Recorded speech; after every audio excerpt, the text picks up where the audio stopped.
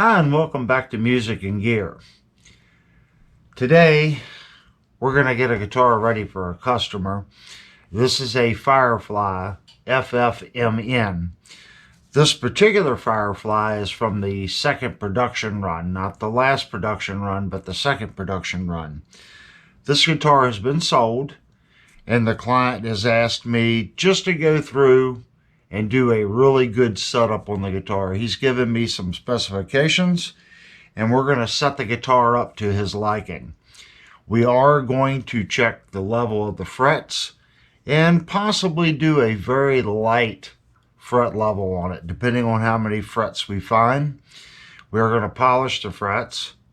We're going to clean the knife edges on the factory bridge, clean the posts, and get the bridge and intonation set up properly, get some new strings on this guitar, and take it to its new, hopefully proud owner of this guitar. So how we're going to start out, we're going to start out with blue tape to tape off the neck. Oh, before we do that,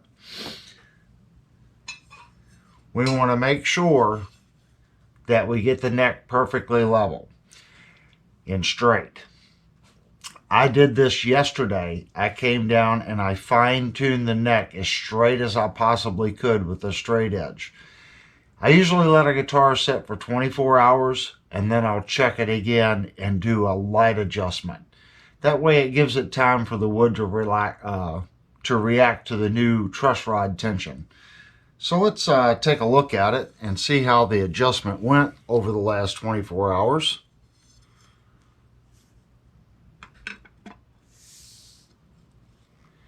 And what I'm doing now is I'm looking this way through the guitar. I want to look from the neck to the gauge.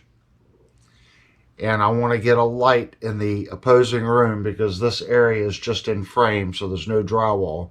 So I'm using the light bulb in the other room, and I'm going to look through the side of the neck to the gauge. I want to make sure that that's as straight as I can possibly get it.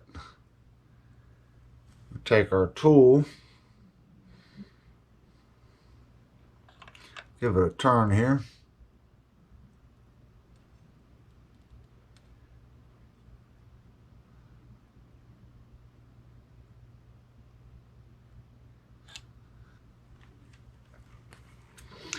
So only required from here to here, just a little bit of a turn to get the neck as good as we can get it.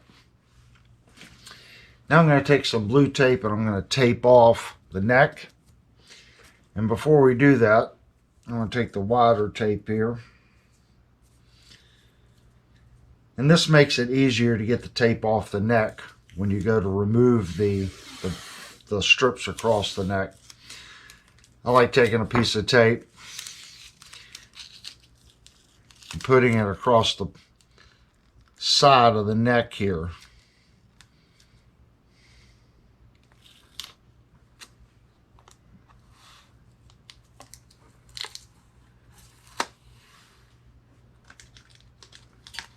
Tear that right there.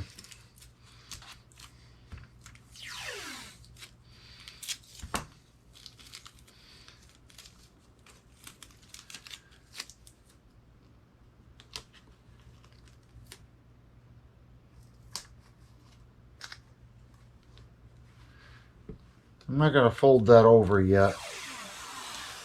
Get a longer piece here.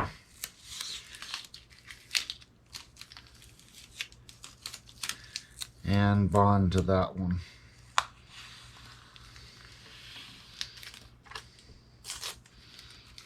And here I'm actually going to tear it. And I'm going to leave it sticking down straight. I'm going to take this piece, I'm going to cover that section of the body.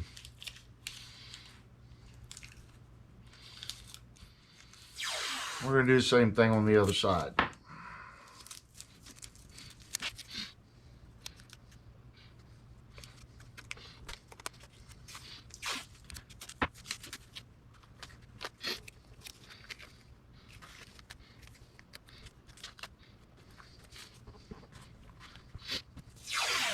I'm going to take a bigger piece and just double that up.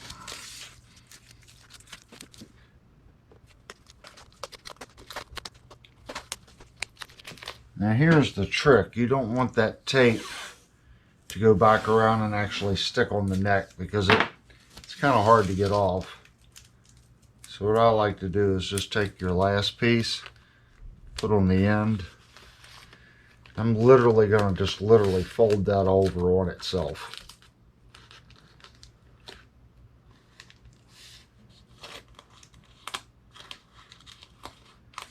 And I just folded it over so the back side here isn't sticky.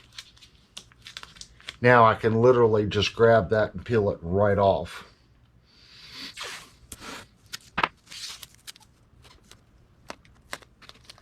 Do the same thing with this side. I'm just folding it over. And we'll stick to the neck up there.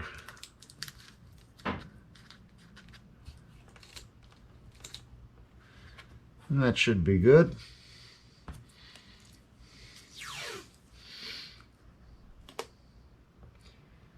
Now we're going to tape off our neck.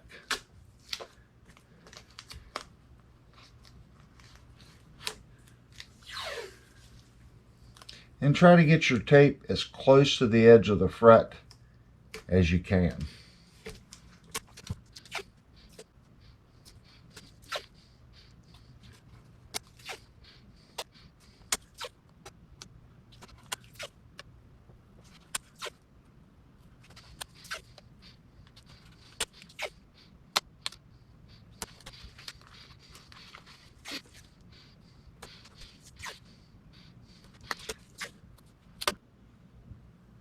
And we can't do that one with that.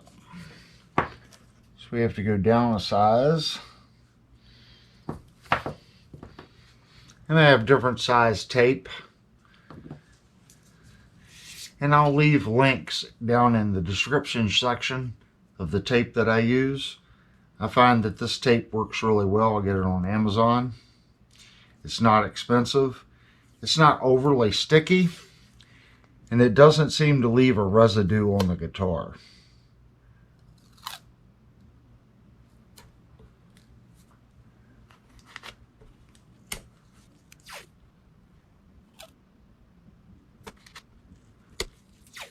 That one I'm going to put one in the center just to make sure we don't get any compound or anything on the neck.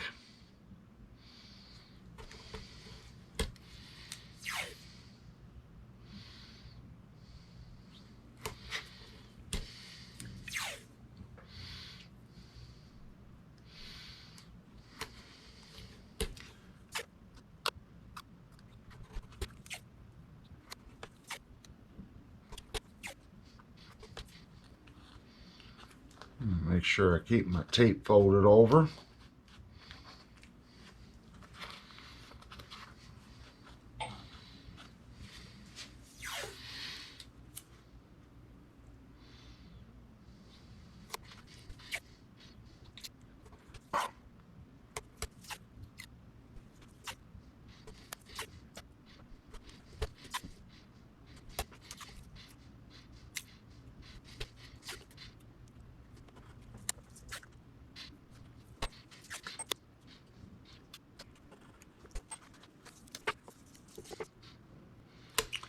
That's going to be too wide for that one.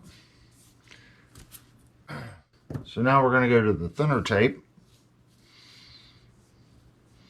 I'm going to find the end here.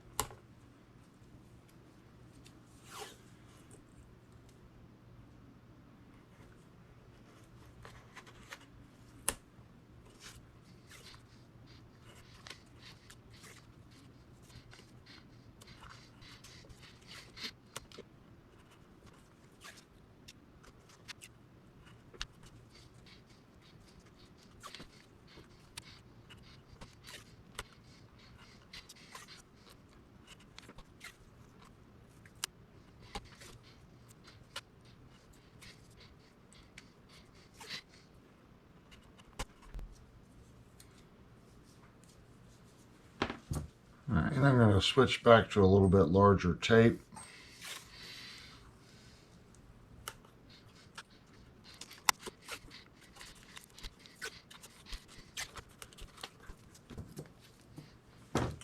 And since we're going to be working on the frets, I am going to cover the pickups.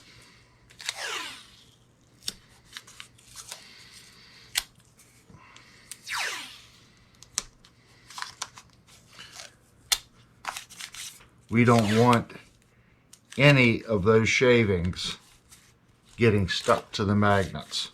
Even though supposedly these are stainless steel frets, get in a work habit. So if you start always not taping at all, these are stainless steel, you're going to do a guitar and you're going to forget, and they're going to be nickel frets, and then your shavings are going to stick. So I try to stay in a routine. That way I don't make a mistake. That doesn't mean you're not going to make a mistake.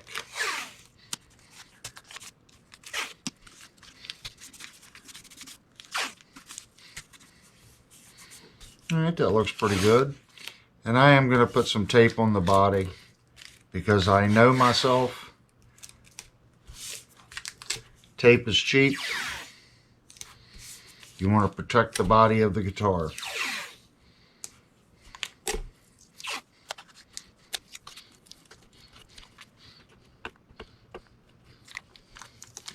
And again, here I'm going to take a piece of tape, put on that edge, and I'm going to roll it.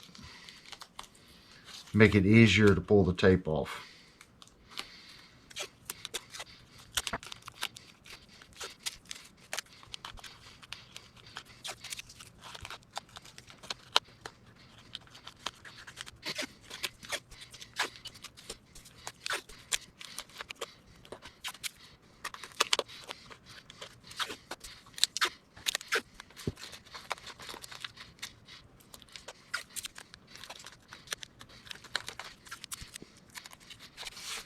All right, there we go.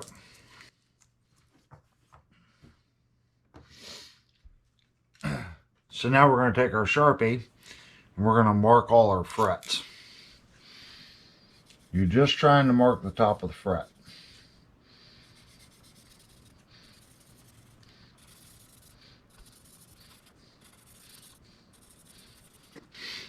I'm going to check my other Sharpie. That one seems to be a little on the dead side. There we go.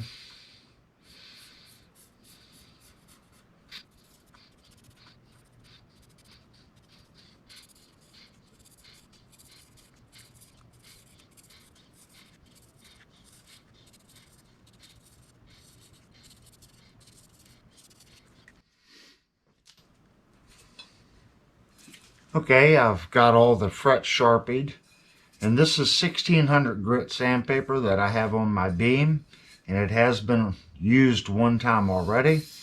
So this is a very, very fine grit sandpaper. Like I said, the frets on this guitar really weren't that bad.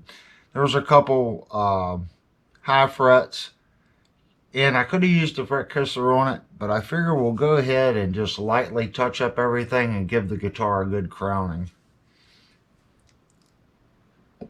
So we just want to really lightly, and all I'm doing is I'm letting the weight of the tool go across the frets.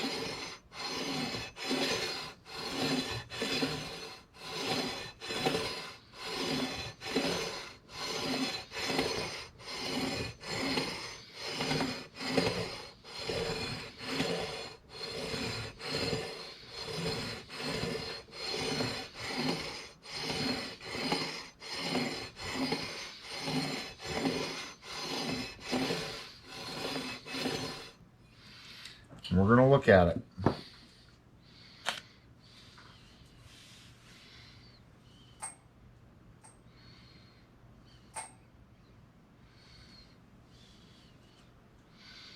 Just one little spot right there. And it looks like we've got a couple spots right there.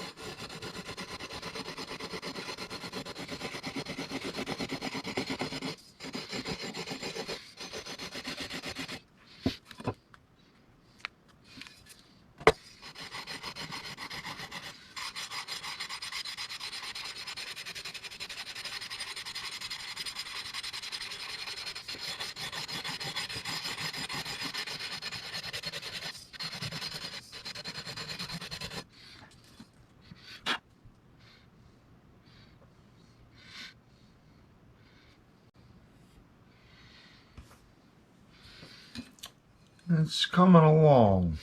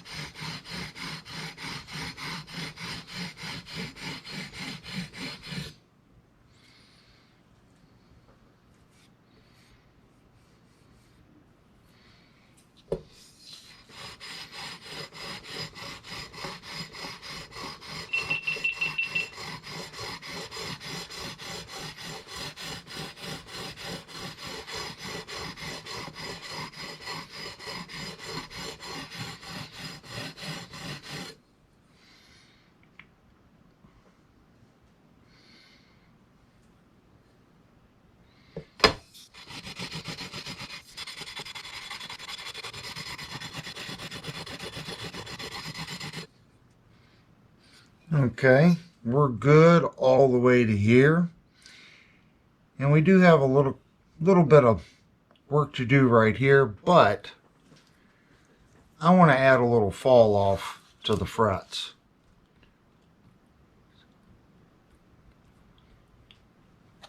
So here on the 14th, I'm going to put 2 pieces of tape on that fret.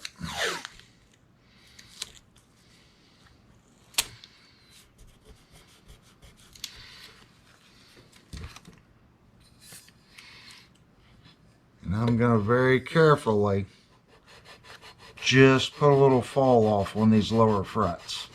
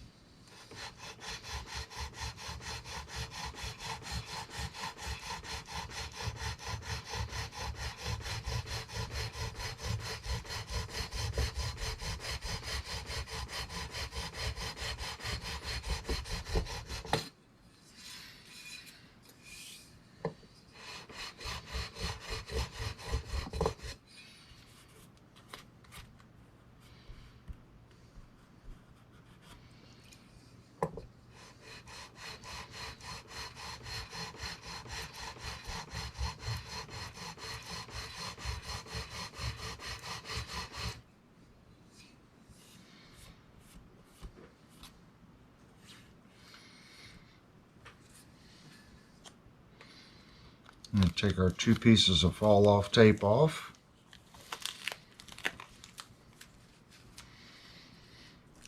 I'm going to move that back 2 frets.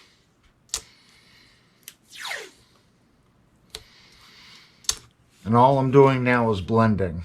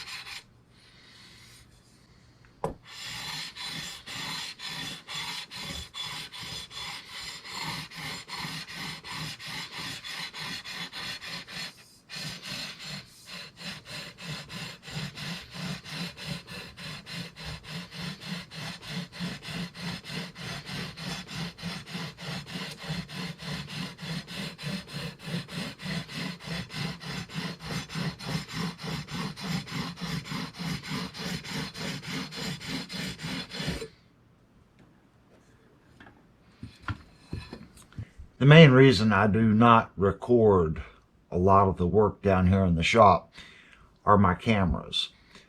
My cameras overheat usually after about 35 minutes of work. And if you paid attention in the last, the beeping noises is a camera dropping off. I have 3. So one will drop off, a couple minutes later, the second will drop off, and then a couple minutes later, I'll lose the 3rd camera due to overheating. So what ended up happening was they did cut off, and I have to get this guitar done by 6 p.m. tonight for a client. So we've got the crowning done all the way to right here. So I left 4 frets last night just so I could do the last 4 frets on camera so you could see. We are using the Fret Guru. And again, I'll leave a link down in the description window down below if you want to purchase one. If you use the links, they are affiliate links for the channel. And everything that you buy on Amazon, if you go to the link first, I do get a small commission. I think Amazon is like 2.5 to 3% goes to the channel. It doesn't cost you anymore, and it does. Those little tiny purchases do help the channel. So let's get back to it here. Scoot the guitar down a little bit. And what I noticed last night is my very bright overhead light was obscuring the black. So I'm going to go ahead and turn the overhead off here. And that puts the light behind me. And the light behind me really shows up the black. So if you can bear with the poor lighting while I do this step, that would be great.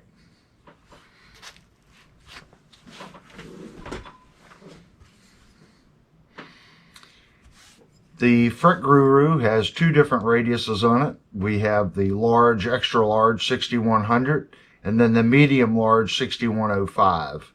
And what I've been finding works well with this particular fret is to first hit it with the 6105.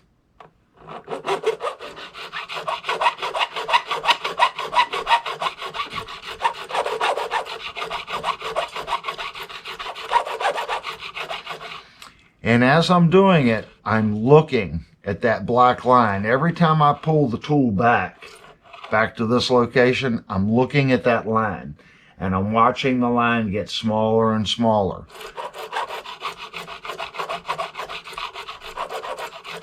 But with the smaller radius, you're putting a shoulder on the fret. So now I'm going to flip it over to the larger. And with this particular fret, with the larger, you'll notice that it'll really start eating the top part of the crown on the fret. You do not want to cut down below your black line.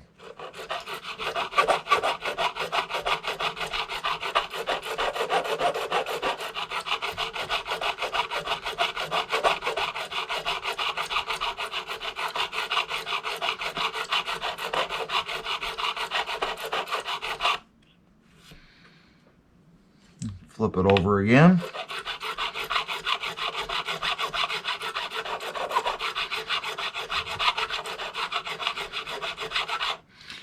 And I'm flipping it because I don't want to create a pyramid fret. I want a nice even radius across the board. These 2 different radiuses, it's going to ease that in. It's going to ramp slowly and then give you a nice little tight crown at the top and then ramp down slowly. And I find that that's a very nice playing fret.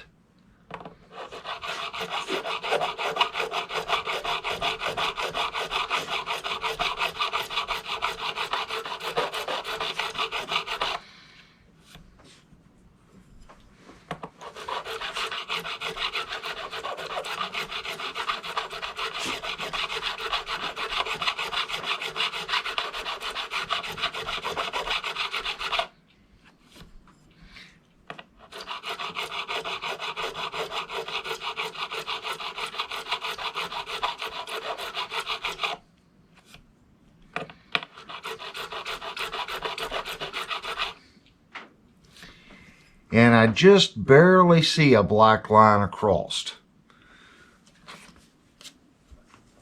So now I have some 1600 grit. I'm going to cut a little section of 1600 off. I'm going to fold that over.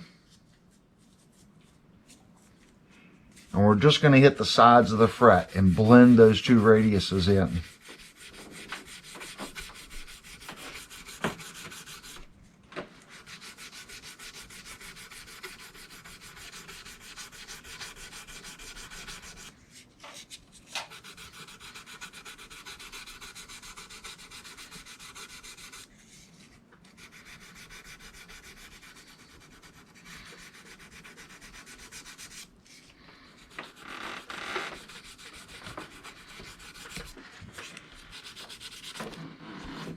Take our fret rocker and double check our fret.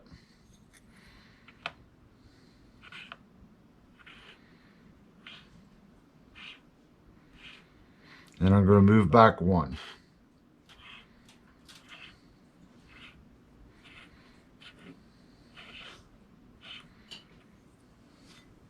That's good. I'm going to move our little piece down here a little bit. And move to our next fret.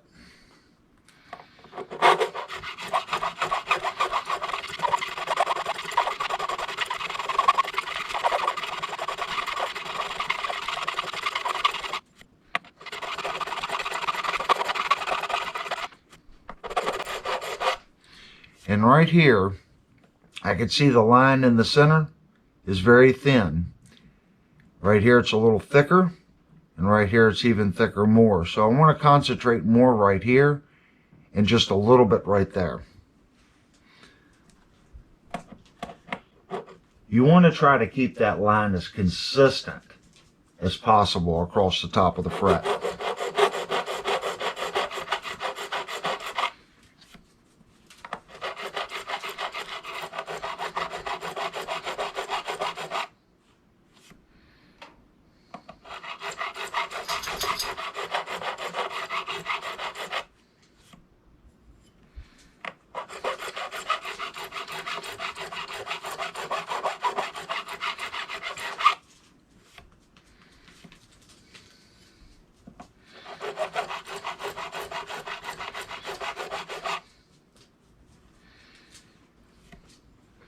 And it looks good. And essentially what I'm doing, I'm taking the edge of the sandpaper, I'm putting it right in the corner, and I'm going to roll the sandpaper over the fret. We're not going to the top of the fret. We're doing, let's say this is 100%, is dead center on the crown.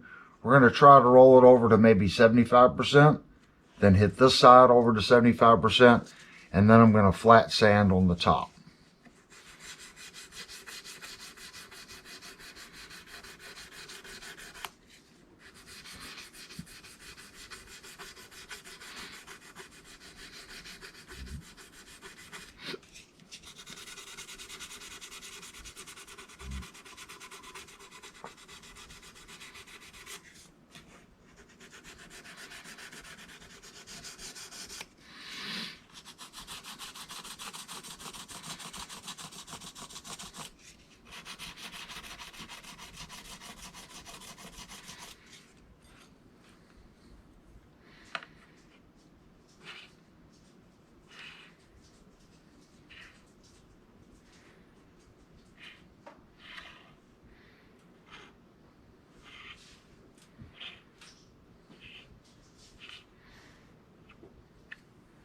That one's good.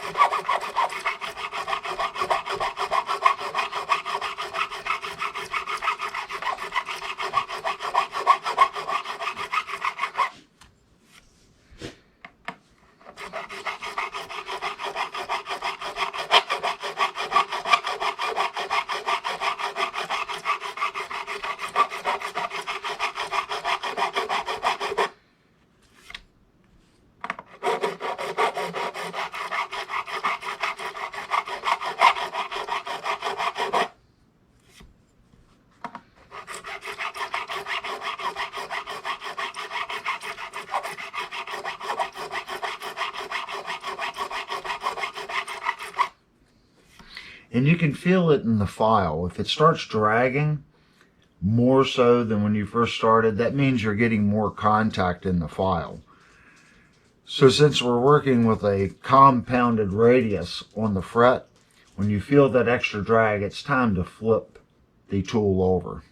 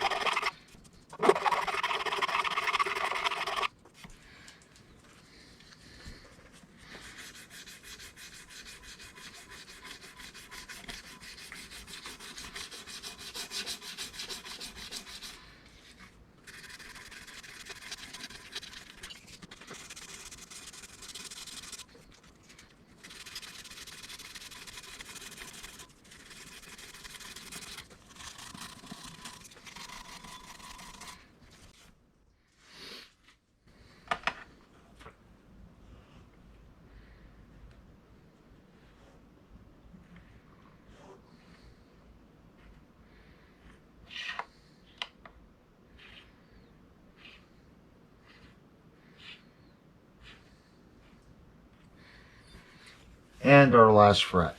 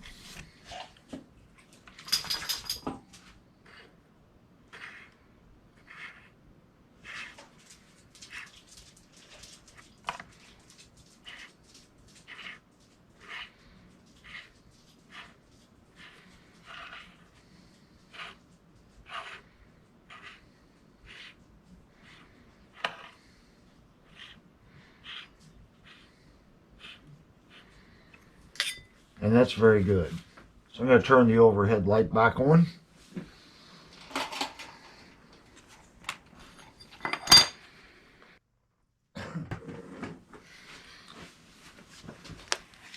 Now we've already lightly sanded all the frets. So what I want to do now, I want to go back and get a piece of tape right on the edge. Since these are ball-end frets, there's a little bit of the neck exposed on the side. So I'm going to try to get this piece of tape to cover that a little bit.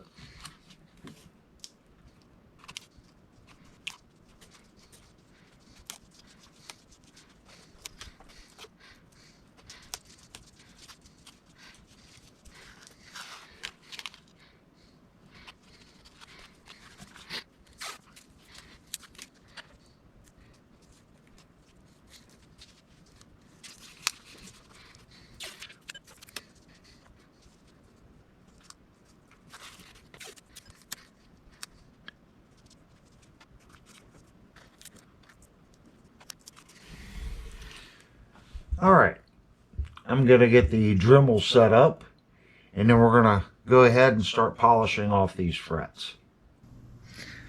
Okay, I've put a new polishing wheel on my Dremel tool. We do have the gray or the red compound. So the Dremel's running at about mid-speed. It's a variable speed, so if you set it on maximum or the lowest setting, I have it at about 50%. We're going to go through, we're going to angle this way, and then we'll come back and angle the opposite direction this way. We're probably going to do 2 passes with this compound.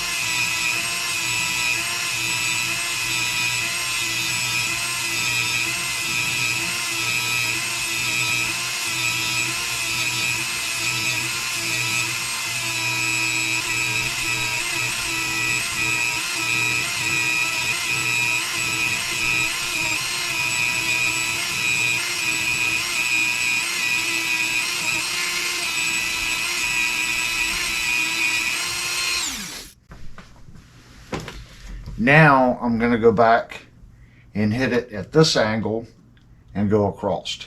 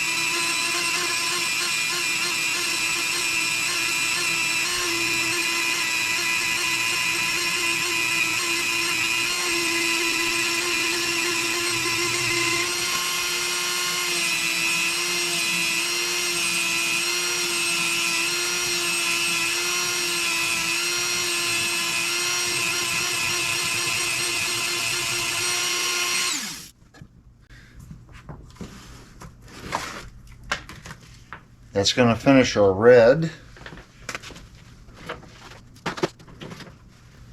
And we're going to switch over to our blue. And first I'm just going to kind of lightly clean these up.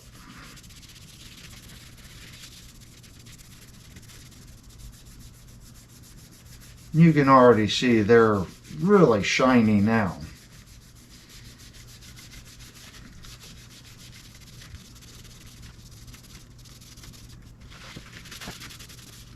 So it's not going to take much on the blue to really put these at a extremely highly polished finish.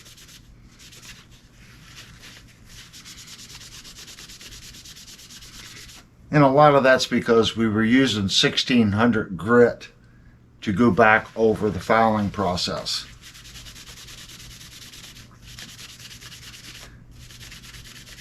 The lower the grit, the more end work you're going to have to do. But at the same token, the higher the grit when sanding it, the more sanding and truing up you have to do on that end. I just feel it's better to let the polishing compound do its job. It's just there to polish.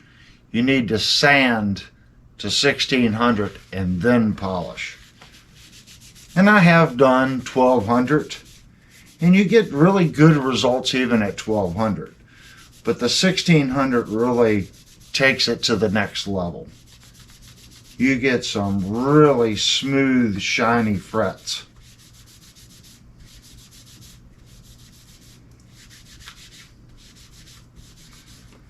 And that's going to make the guitar extremely easy to play. So now let's move to our blue.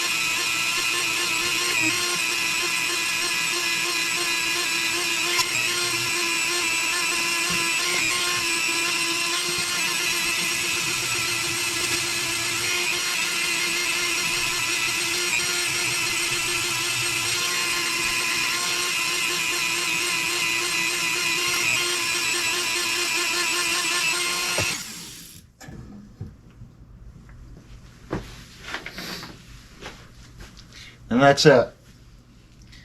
Now let's see what our finished result is. And of course, we have mirror-like frets.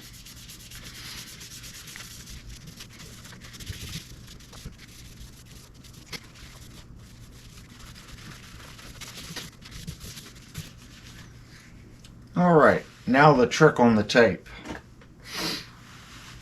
We did tape this off a certain way so we could easily peel the tape off. And having that spot there, you can see we can just kind of peel it right off the guitar.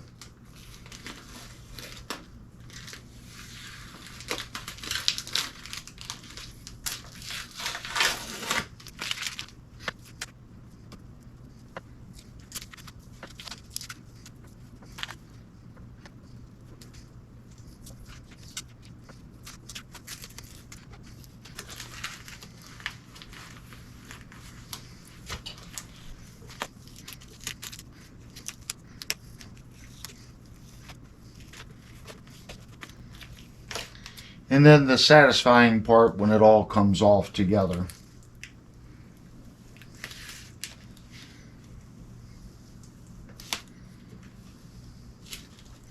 And you see how I'm doing that? It's folding right off the guitar.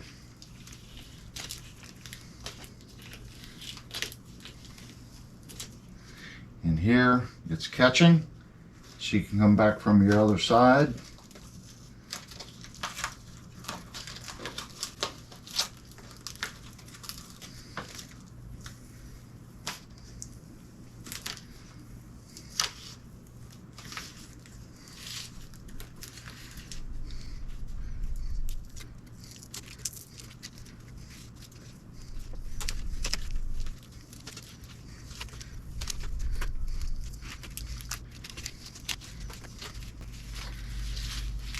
Comes off in one section.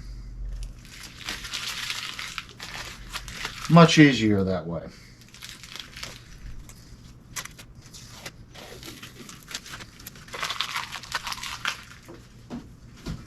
I'm sure there's still a piece. Yeah, there's a piece right there.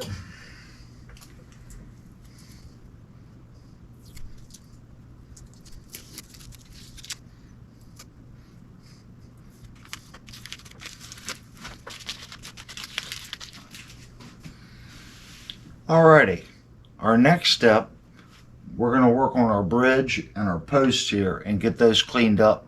That way we know the bridge is going to work properly.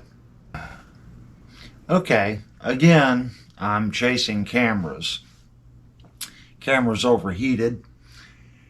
So while they were cooling off and I was downloading the content that was on them, I went ahead and cleaned our posts and I cleaned the knife edges on the bridge. Now I've reset the bridge with 3 fender springs. And I do like the fender springs. They have a nice soft feel to them. They work well. So if you're curious on how I did that, I do have other videos that show how to clean the knife edges and posts. I believe that video is modifying the Floyd Rose bridge. So you can go to that video and check out how to properly clean the knife edges and the posts on your bridge. Right now we want to get the guitar strung up.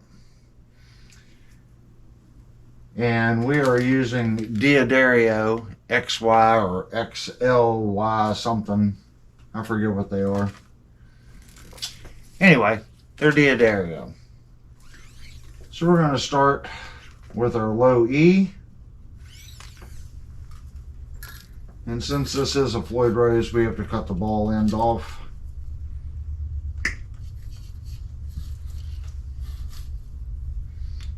Where's my tool?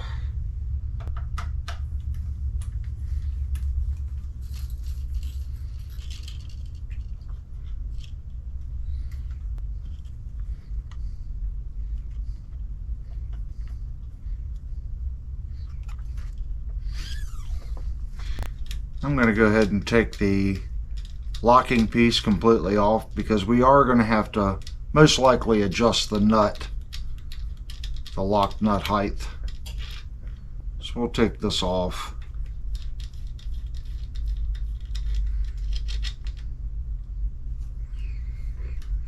And I like to go past the post and go about a full finger. And then I'll just kind of bend the string a little bit.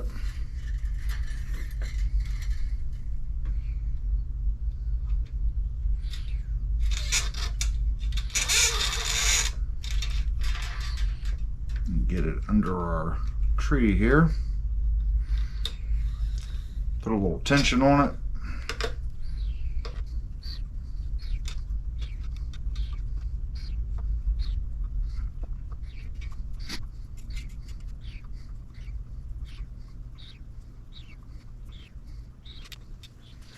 And then I'm going to hop to our high E.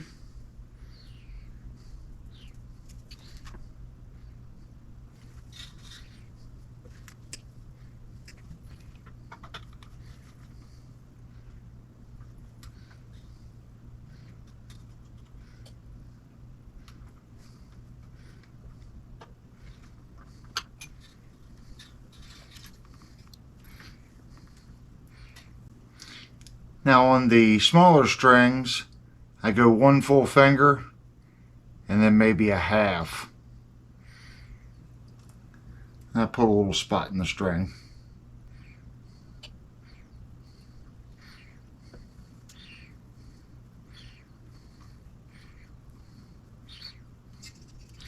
Under our string tree.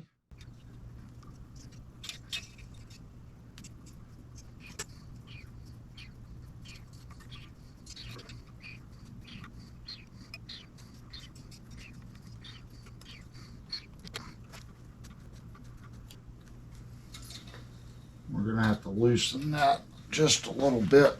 It doesn't want to pop up. There it goes.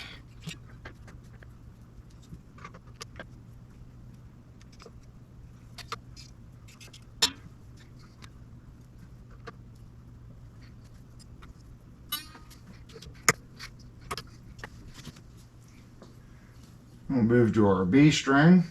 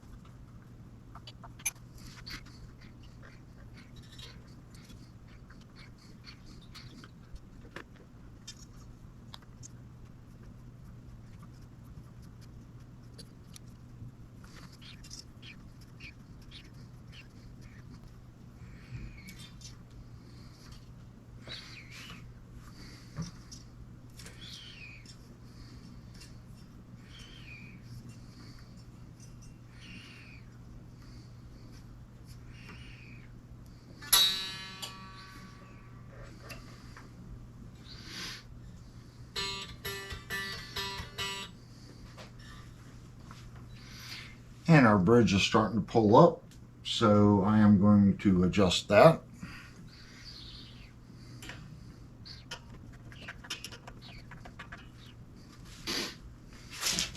I'm going to go ahead and grab 2 more springs.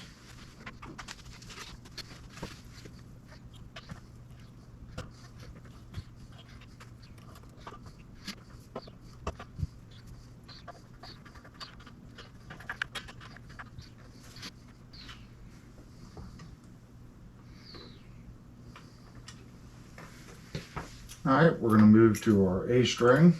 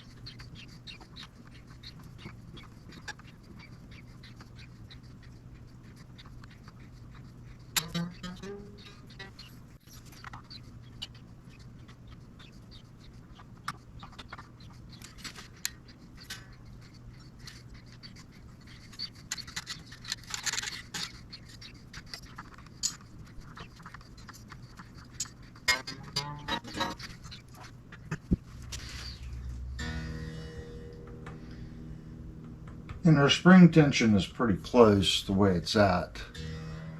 So by the time we do this, probably got to pull the screws in just a little bit.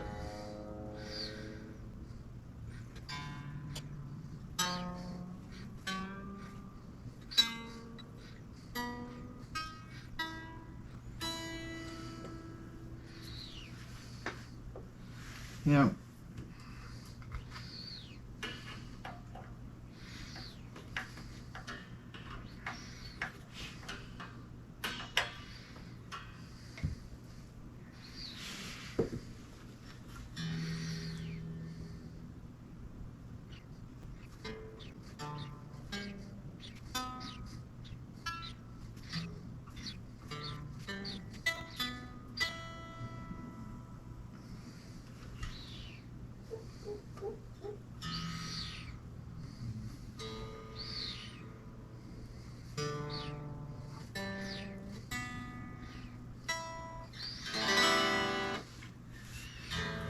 All right. We're pretty close.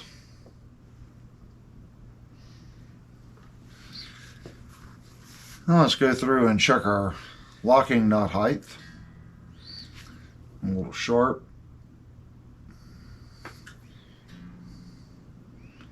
And it's a fraction sharp on the F. There's our high E. And just a fraction sharp on the F. So we're going to take just a little bit of material off.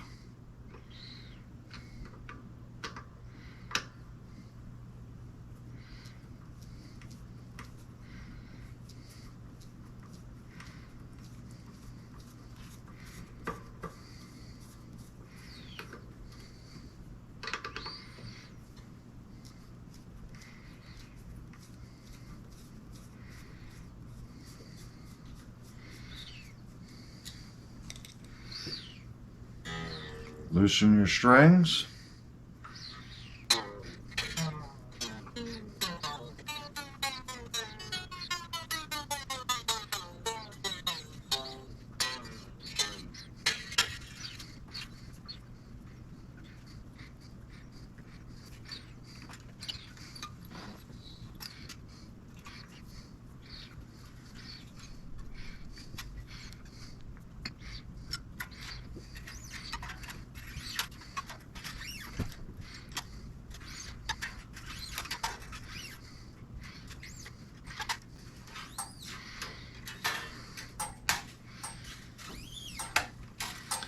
Okay, and this is our low E side here. What I like to do is take a Sharpie. I'm going to mark the bottom of the nut. Just going to color it in.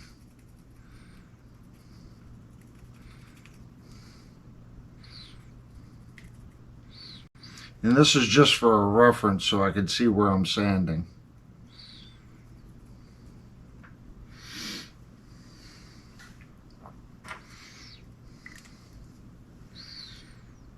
Alright, and put it on the machine.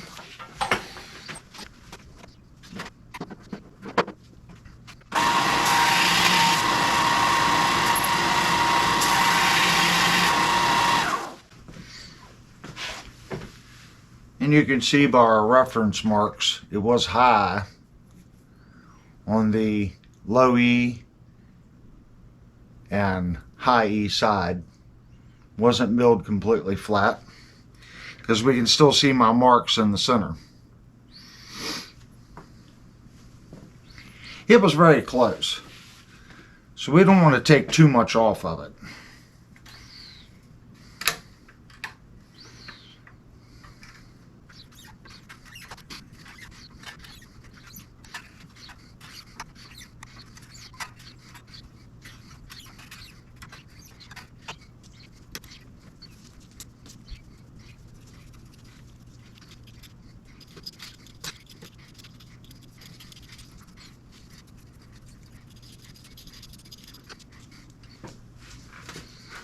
And let's put a little pressure back on the strings.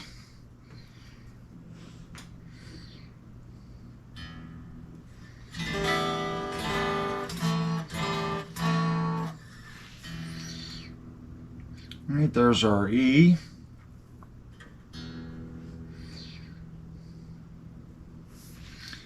First fretted note. Fraction sharp.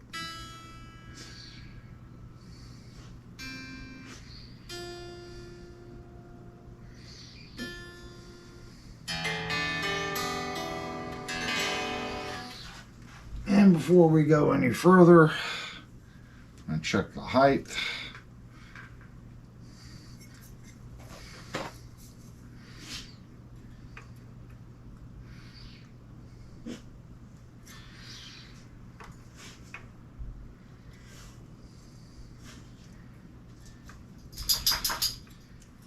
It's about where he wants it.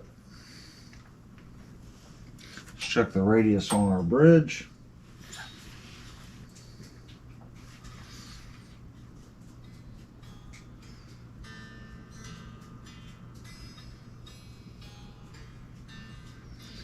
So it seems like our A saddle is just a fraction low.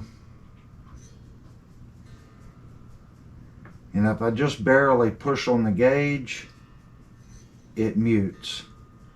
So that's telling me my shim is going to be too big.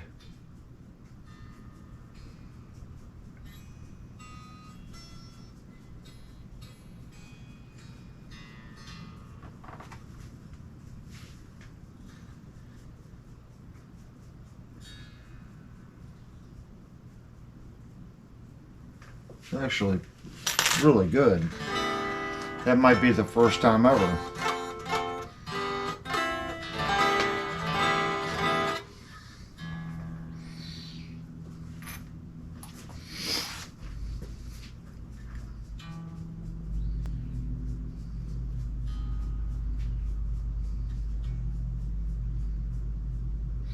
And our intonation on our E is a fraction sharp.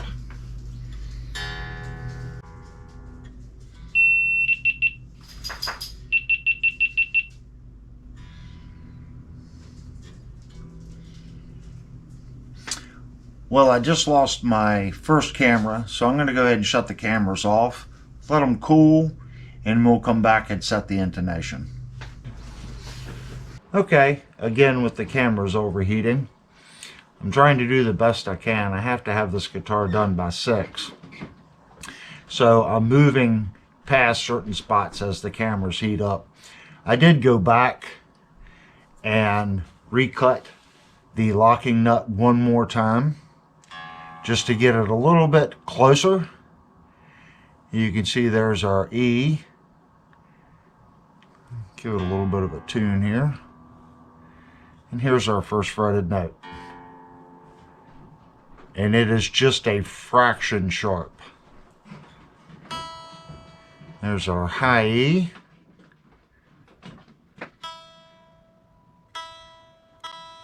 Get it in tune here.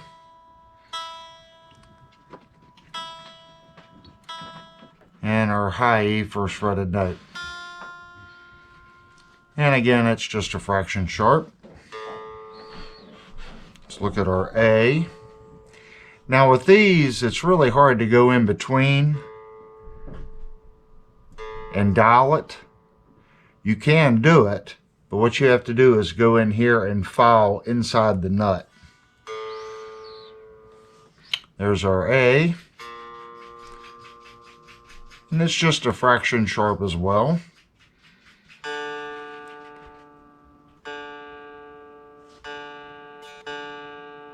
Get our D right here.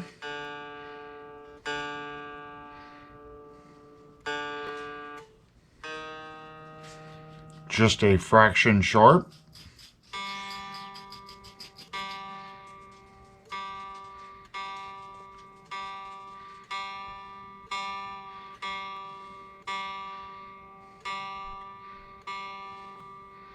There's our G.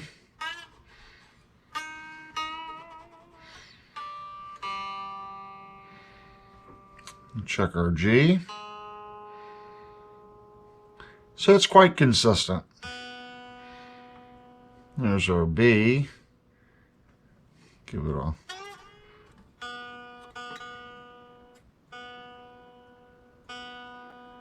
and check our B. So they're all just a fraction sharp. If I go any lower, I think we may start getting a little buzz on our first fret here.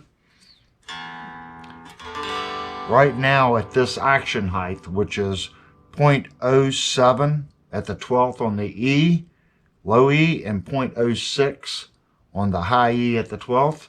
That's what he said he wanted, a little bit higher action than the last guitar I did for him. So that's where we're going to go. Now we want to check our intonation.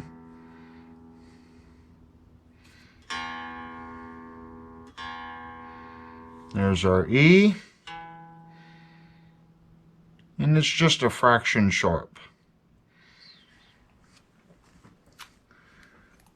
So let's move the saddle.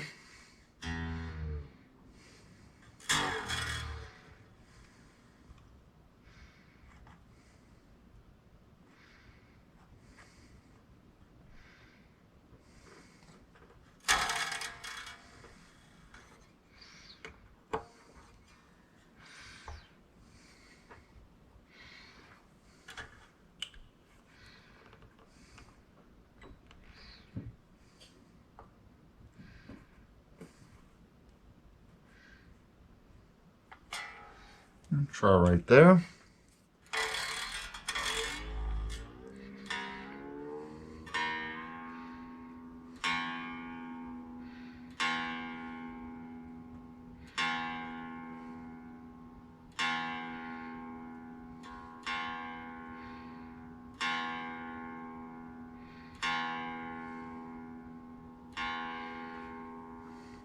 On the 12th.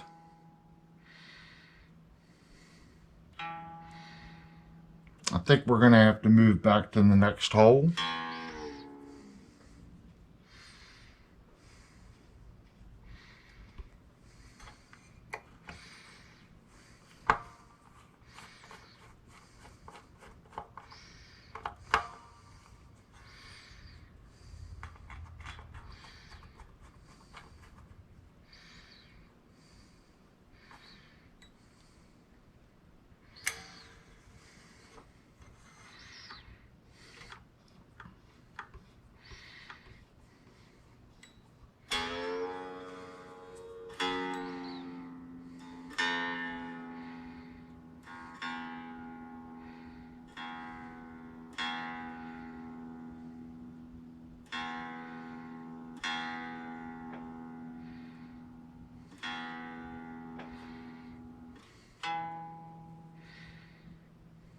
And that is spot on. So let's go to our A.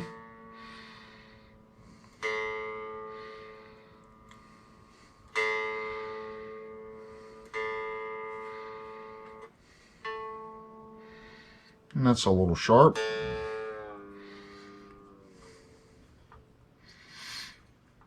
And moving that saddleback's actually going to help our note up there as well.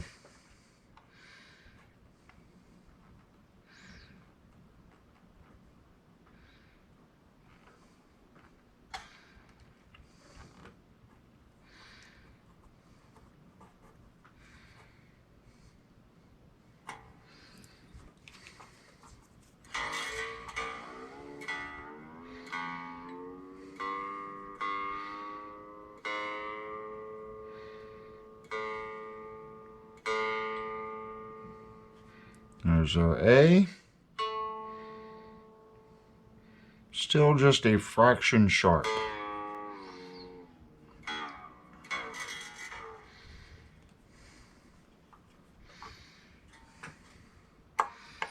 And again, I think we should move it to our next hole.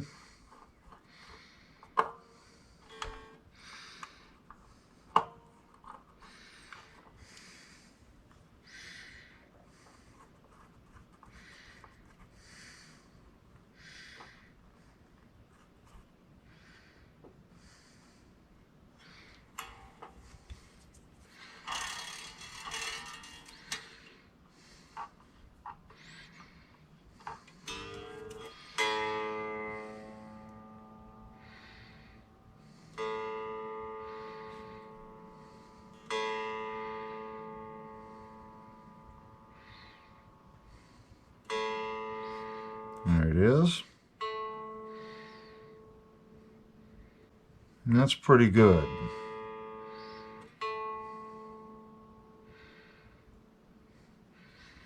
We're going to leave it there. We're going to go in and just tighten it.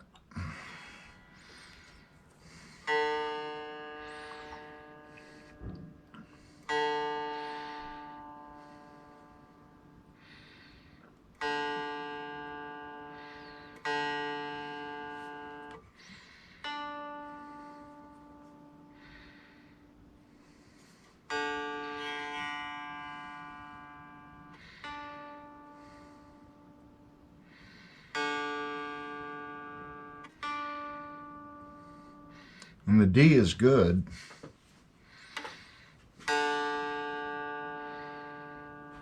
It's a fraction sharp when you first strike it.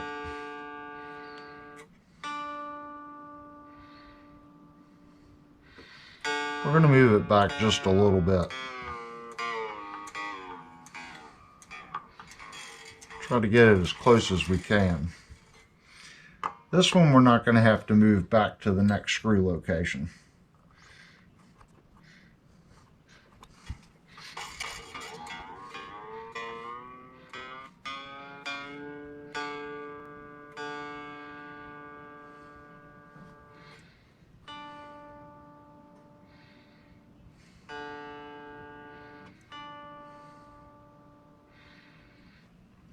I think it needs to move back just a little bit more. As I grabbed and really pushed on it, it went sharp.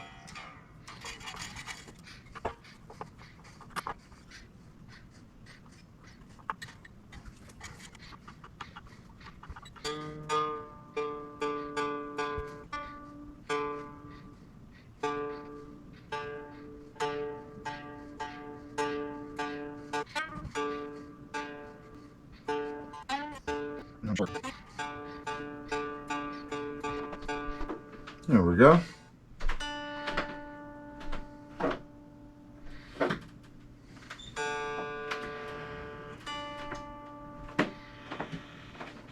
I'm going to call that good.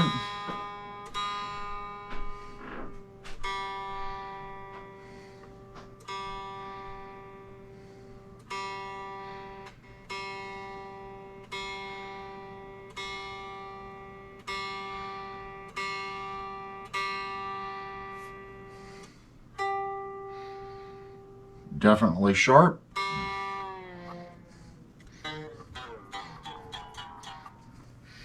And this one we're going to have to move back to the second hole. I can already see that.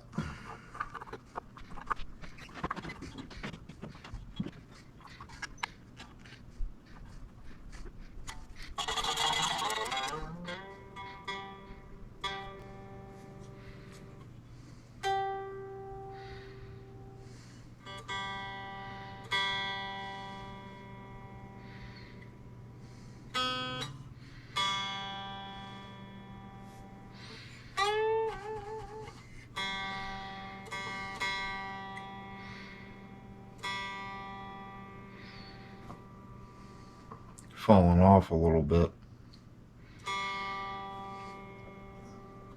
All right.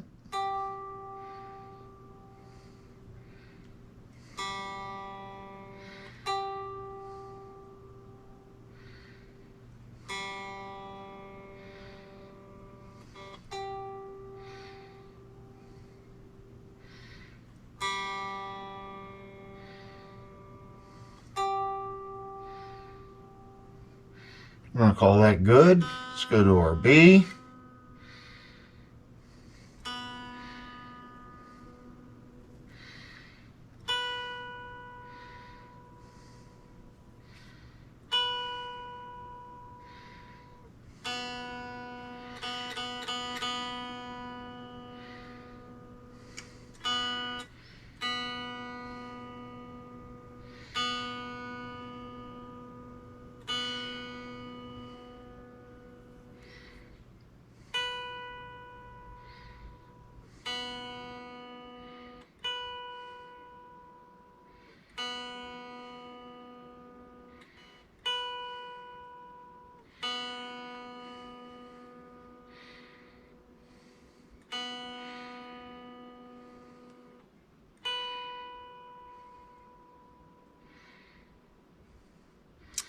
I think that's got to move back just a fraction. It's not much.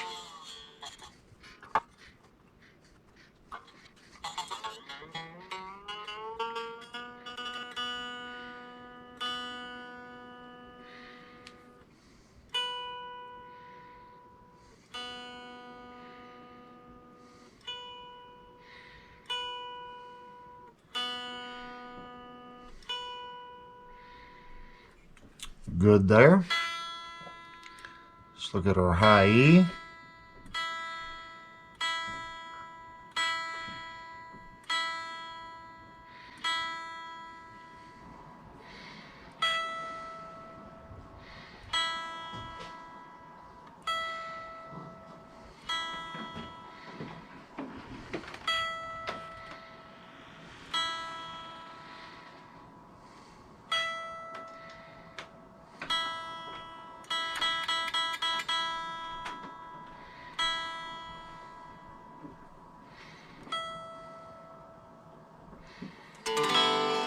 I think we're good there as well.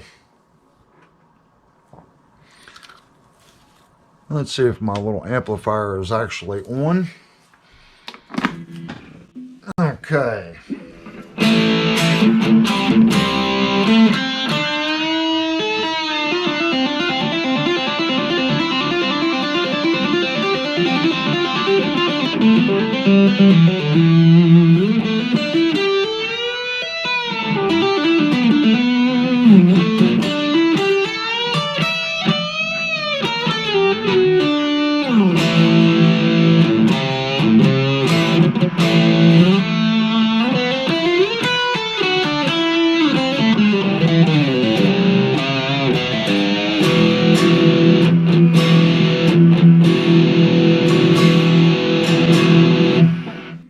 I'd say we're pretty good.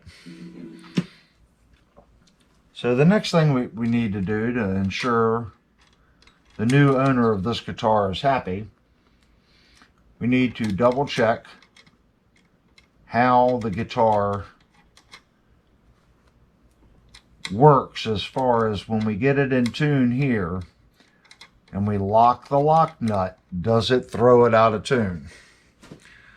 So let's unplug here and plug back into the tuner, and let's adjust the string tree. There's our E. And you can just set this off your low E and high E.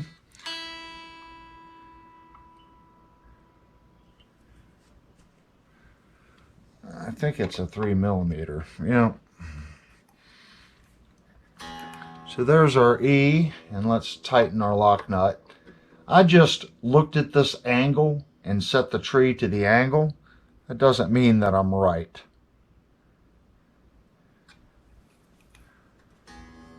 And it doesn't look like there's any change in the tuner as I tighten it.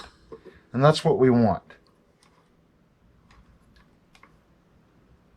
So this side is set correctly. And there's our high E.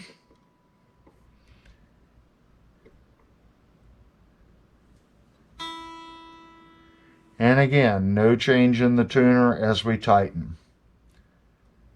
So we're good.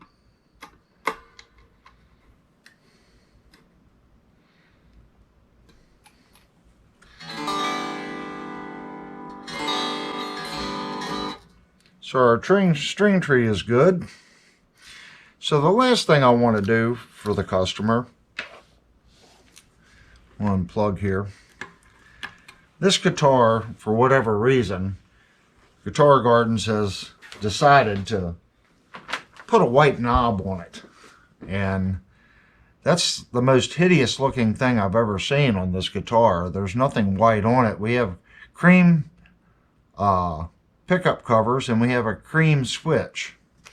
I've got two different knobs here. And I don't really know which one looks best. On the last one I did, I put the regular cream knob on, but I kind of like that one too. But this one best matches the color and the pickup, I think. I don't know, this one seems like it's a little lighter and this one seems like it's a little darker. So, I don't know. I kind of like that look.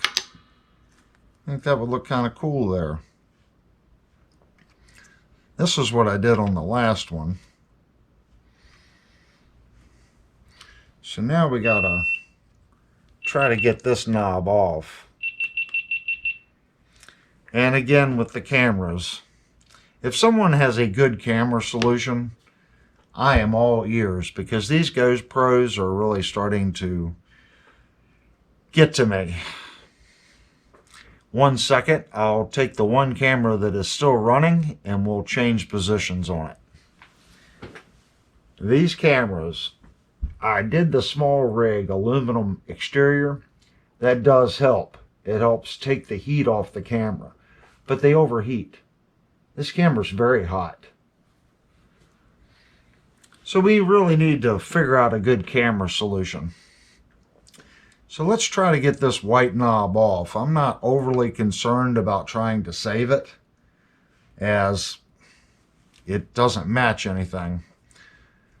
So I'm going to try to take these and pull up on it. And that is not going to work. Last time I had a very hard time getting that knob off. Do have a flathead that we've modified, so sometimes I can get this underneath there and just give it a pull.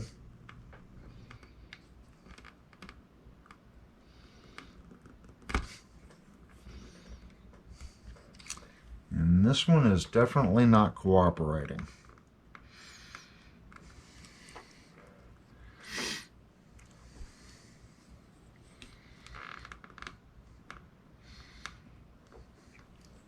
It is really on there. What I need is at work. I have the tool that would fit underneath that. And try to put it on my lap here and kind of wiggle it. Problem is I can't grab it.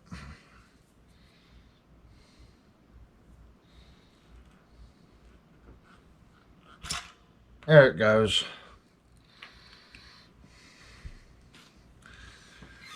Okay, now it comes down to which knob do we want to use.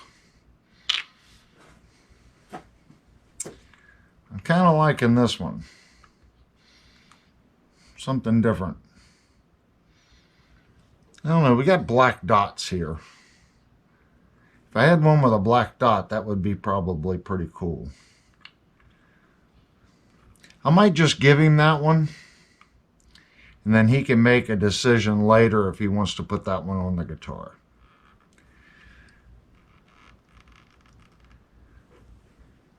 I'm going to make sure we don't push it down too far and it rubs the body. There we go. I'm just going to give him this one, and then if he decides to put that one on the guitar, you know, and add some color to it, he can.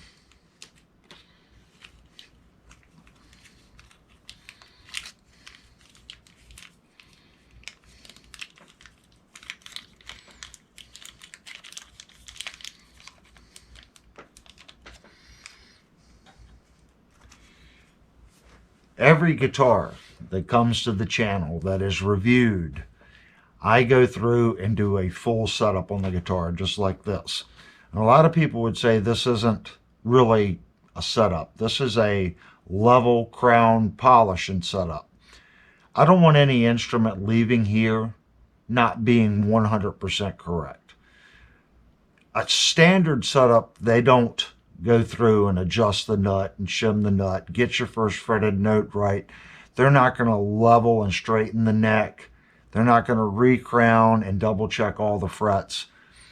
Here, I just feel the people that buy these instruments, they are helping the channel. I buy the instrument, we review it, okay? Then I have to resell it so I can buy another instrument so you guys get to see the review on that. The second run of the FFMN had issues.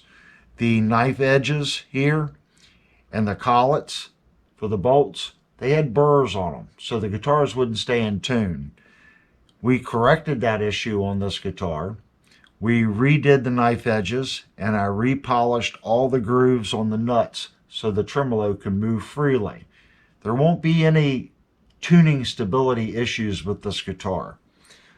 The other issue the factory guitar has, I feel, are the springs. They don't feel right in the guitar.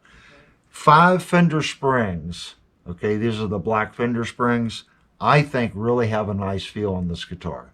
Now you can go with 3 of the regular Floyd Rose springs, and it's close, but I think it's a little too firm, and you don't get the flutter. If you want to flutter the bridge, the 5 Fender springs seem to really work well.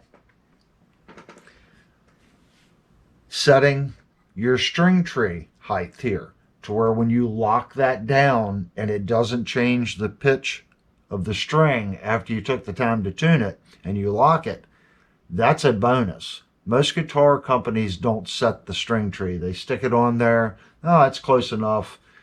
I want the guitar to be correct for the client. In its stock form, this guitar still has all its stock parts except the little stupid white knob. It's a good guitar. The reason these guitars are cheaper than other guitars is, one, they've eliminated the middleman. So the people at Firefly contract out the manufacturers in China to build the guitar, and then they sell it directly to the public. Another way they save money is setup. Some of these guitars aren't set up the best. The fretwork is done quickly. Not saying it's bad, it's done quickly. Be honest with you, some Firefly guitars are better than anything under the $600 price point as far as the fret leveling, what I've seen in the past. That's not saying all of them are good. I have had a couple that have had some issues with the fret leveling. But across the board, Firefly does a really good job on the fret leveling. Their necks come straight. And I've only had one guitar actually open up the box and it was damaged. And I sold that guitar this weekend. I sold it as a factory second. I was going to do a review on it, and then decided not to. It's went to a good home. That video will be coming out soon. We did do an unboxing on it, and then I explained what happened to the guitar. All these things really help the channel. You know, if you see a guitar on the channel and you want to purchase it, and you live in the Northern Virginia area, Maryland, West Virginia, Virginia, those areas right there, I can meet you. You tell me what you want on the guitar.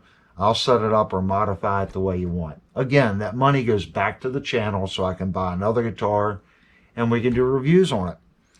In its stock form, this is a nice guitar. It just needs a little bit of work. And we've done that with this guitar. The frets on this guitar now are just gleaming.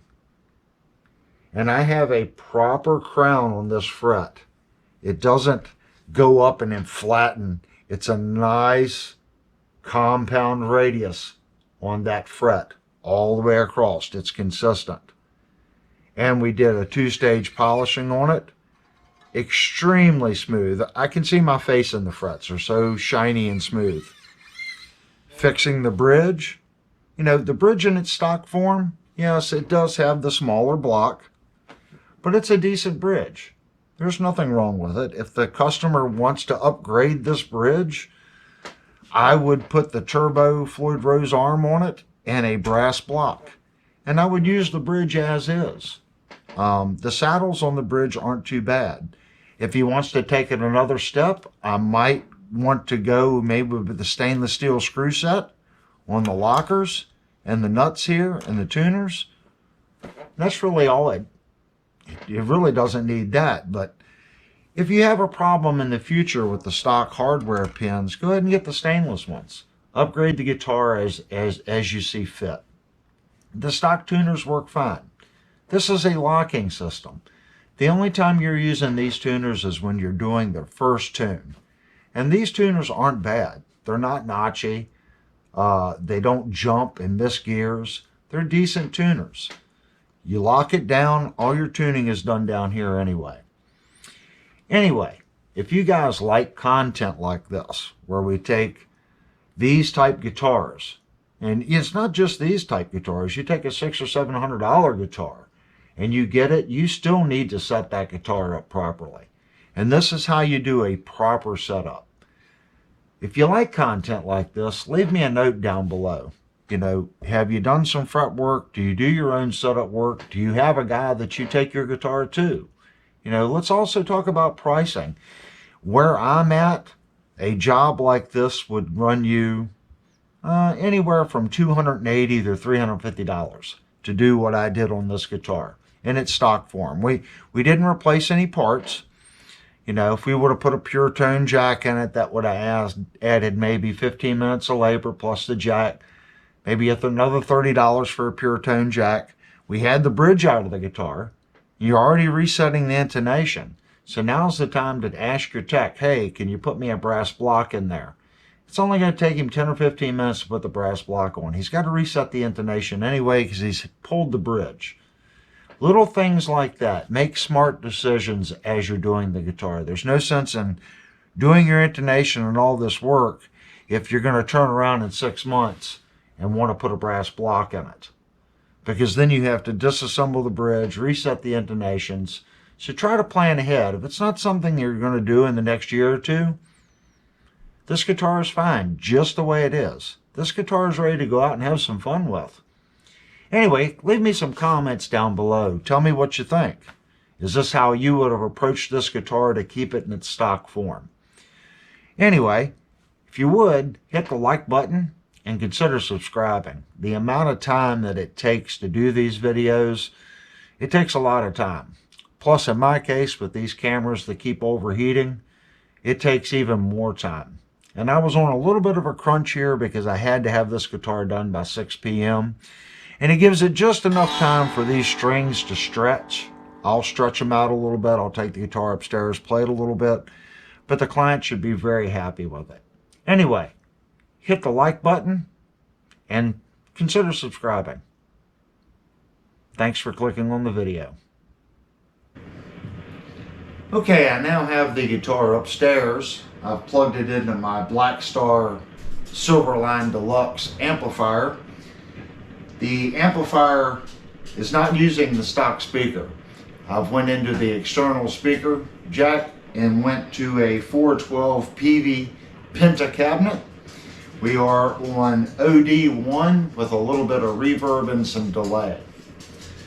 Let's see what the guitar sounds like on a much better amplifier other than the little tiny thing that I use downstairs just to, you know, check the pickups and make sure it's working.